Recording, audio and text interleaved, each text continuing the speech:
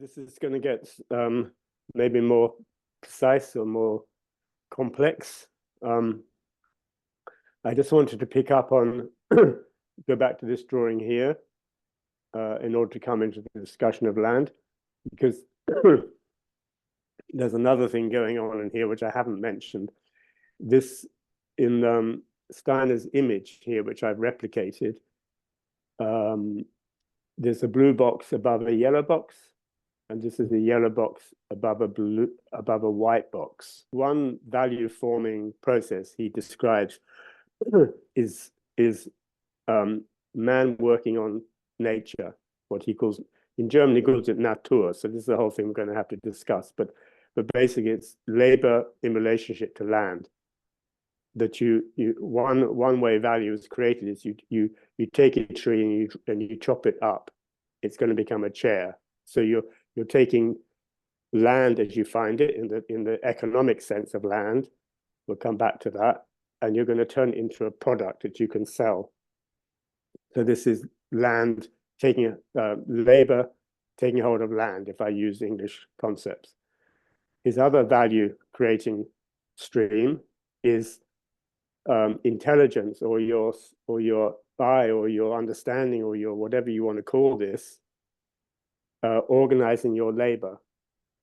So an example of that would be you could try cutting a branch off a tree from a ladder, or you can do it from a cherry picker. The cherry picker is probably more efficient, but all the time when you're doing, this is my understanding, all the time when when the human being is working on land, turning it into a commodity, could be a carrot, could be a chair, could be anything really. Your mind is always trying to say, how can I do this more efficiently? And it can't do one without the other. This is more me extrapolating. I don't think Steiner says this, but this is how I would say it. You cannot design something in the abstract. You cannot design a chair in the abstract. You have to know the material you're planning to transform or to rearrange. And no more do you chop down a tree for the sake of it, not economically speaking. So you can't, and this is what my colleague said, you know, why does Steiner have to spell it all out? It's obvious. I said, okay, fine. But in not spelling it all out, he's dodging an epistemological challenge of these two things, and you have to deny it both, as it were. So I get why he doesn't want to spell it all out, because it would be the end of Humeist. I don't know how you, I don't know what the adjective from David Hume is, but it can't be humanist and it can't be humist. It's anyway, it'd be the end of that kind of thinking which sits in the background of modern economics, a certain philosophy of economics, you might say. So I get why people don't want it spelt out, because they're going to have to change their trope, as it were. So I want to, just to be clear, that, so in here you have an image of what he calls a spirit organizing labor, and here he calls labor transforming nature. We'll come back to it, those terms. But also there's something you can't see in here unless you know the story. This is an allusion to Goethe. So he doesn't say this necessarily, but just as he chooses his physics examples very carefully, the one about the weight of the brain, for example, there are others he uses later on. Here, this is an allusion to Goethe, because this is an allusion to Goethe's light theory. So it's kind of saying, be careful not to think in a Newtonian fashion. Newtonian might be, why does he need to make it so complicated by just spelling out the detail? And I think Goethe would say, because if you leave it just on the level of plausibility, you can't ever be sure that it's accurate. This is me speaking. And that, I think, is a problem of Newtonian, so-called Newtonian thinking. It gets to the point of a plausible explanation for something, and it says that is the explanation, we don't need to go further. And Goethe would say, let's just keep going, let's keep looking and looking and looking. And if you read this paper that Keynes wrote at the end of his life about Newton, he describes the Newton nobody knew. He calls him the last magician. He talks about his muscles of intuition. And I just love this expression, muscles of intuition. Muscles and intuition don't normally go in the same sentence. So Keynes is quite skillful in what he's doing here, just pushing the boundaries of normal English by, as I said, putting two words together which you don't normally put together. There's no reason not to, but we don't normally do it. So you're just inviting someone to become more conscious. This is very English, instead of saying what they are to become conscious of, which is more what Steiner would say. See what I mean? So I think this is important to know. This is an allusion to Goethe and Goethe's light theory, but we don't need to go into that. But it is important to know that he's, in that way, he's not buying the popular Newtonian science. And why this is important is not only for scientific reasons, because Newton was the master of the mint. So he was largely the inventor of the gold standard. So everything that we associate with the British Empire and the way that the British economy could capture gold to itself and say so much gold equals £1, this has to do with the gold standard, which came about in the early 18th century, was largely due to Isaac Newton as master of the mint, not as the discoverer of the law of gravity and all this stuff. The same person in the Royal Society creating this arrangement. And even in there, I don't have the numbers in my mind, but they were marginal when you look at them. But I think Newton said that the value of 1 ounce of gold in pounds in that time, the early 18th century, was like £3, 17 and sixpence, something like this.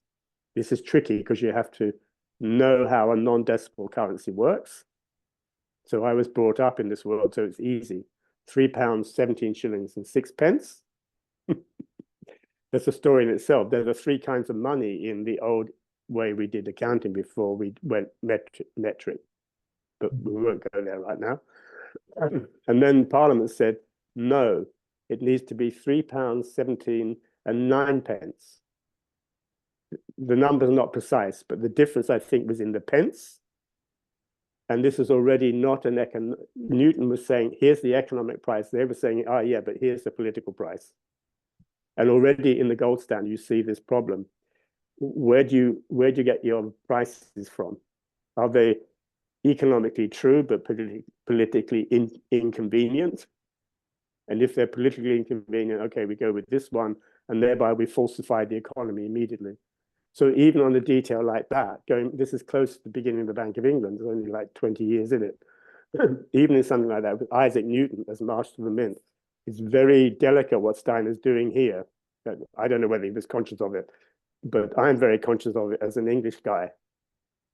We didn't do Goethe in school, ever. Right? Nobody does Goethe. Right? So we do Newton, big time. And it's the same Newton who was master of the mint. So it's also Newton, I mentioned this earlier, he's one of the few people who could give an explanation for his behavior in economic life, along with Keynes and Soros. So, so you have to be careful not to underestimate Newton or to not think of him in the popular terms only. So all this is implicit in what Steiner's doing, if you know your economic history. But you need to know that to see that it's implicit in what he's doing and not stated. So I wanted to say all that so we have some kind of context for what we understand by land, labor, and capital in English economic terms, what in German Steiner called Natur, land is Natur, labor is Arbeit, and Geist is capital. And here we have a huge problem because especially in the Steiner community, it's a doubly huge problem because you can't say Natur, Geist, and Arbeit in English, obviously. If you want to translate them, you'd have to say nature, work, and capital, Natur, Arbeit, and Geist. But there you have already problems. Natur in English, you can't say nature, because that's not what he's referring to. If we say, I'm going to spend the day in nature in English, it's not what economists mean by land. So you can't you can't translate Natur as nature. You have to have some sense of land in the sense of a being. We'll come back to that. but you can't say it's nature. So you can't use the word Natur. You have to say land by Steiner, Natur. So you just make clear to your reader what the German original German word was, and then we can discuss how he said that and I say this. But you can't say nature. You can't say Geist, because Geist would be spirit or ghost, or, you know, these are words that just don't belong in economics. So if you want to introduce spirit in economics, you're dead in the water. That was the whole point of Marshall. We have to get away from all this contamination of economics by politics and by spiritual stuff, right? And I know when Steiner uses the term spiritual science, he's not meaning religiosity, but in the English language, he is meaning that. And so you can't just say spiritual science and leave that alone in English. Also, because in German, Geisteswissenschaft doesn't mean spiritual science. It means humanities. So what he calls Geisteswissenschaft doesn't, in fact, translate to spiritual science in the way it's said in English. It translates to humanities. But now you have another problem on your hands, because every university has a department of humanities. In none of those departments is the spirit intended to be looked at. So it's quite a nightmare if you know the English-speaking world.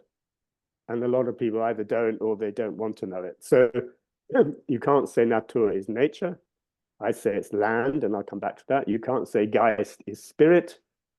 So I often call it intelligence or nous, or, you know, even make up whatever it is you use your vocabulary to describe how you had an idea which led you to chop down a tree. I don't care what you call it, right?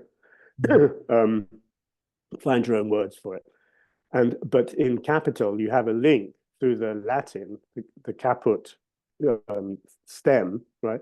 Is this linked into your head, to your thinking, to your capacities? So you can play this little game to say, well, hidden inside capital is some link to the part of us which makes our behavior conscious.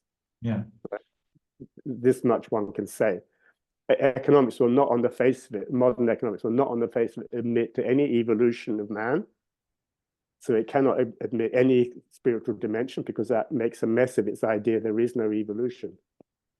This is fundamental to modern economics. There is no concept of evolution. There's only supply and demand theory as explained by Adam Smith. And the rest, before that, was pre-savage. It was savage and worse. Suspicion and so on, until we get to this truth. And this truth will prevail forevermore. Right? And not to accept this truth is to become it's a kind of new susceptibility, a new superstition, a new deism, leaving aside the fact that Adam Smith in itself is a form of deism, right? But we pretend economics is not deist. It's just elevated supply and demand theory to the level of a god. Anyway, so you have to negotiate all these stories. And then when you come to Arbeit, it doesn't translate to labor, it translates to work. And so you have to deal with the problem. Why did economists not say land, work, and capital? Why did they say labor? And these are all to do with the genius of the language and all sorts of things. But if you're translating from Steiner, you have to navigate all these complications in order to in my view, in order to translate, so that when I speak in English, what he says in German, we arrive at the same idea. Yeah. And this is often a problem with translating anyone. You have to have some sort of sense of the idea that, you know, we both set out from the same idea. Now, when it comes down into German in Central Europe, it looks like this. When it comes into English, at least in me, it looks like this. You can't open up the dictionary and go like this. Certainly not on the level of sophistication or complexity we're talking about here.